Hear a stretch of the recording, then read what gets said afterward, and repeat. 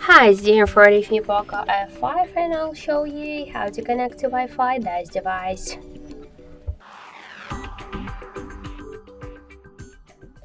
So open first the settings application, then tap to the Wi-Fi section. To activate Wi-Fi option, we should tap once on the switcher, and after that you'll see here all of the available networks. Just select one from the networks and enter the password. To see the password, you should click here to this eye icon. After that, just tap to connect, wait a second, and now we could see that our device successfully connected to this network.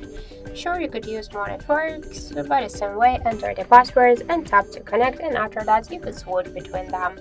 Also, we get one more way how we could do that. Just open first the control panel and find Wi-Fi icon.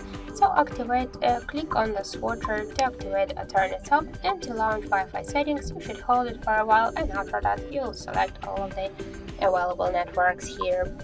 So that's it. Thank you for watching, and if you find this video helpful, leave thumbs up and subscribe our channel.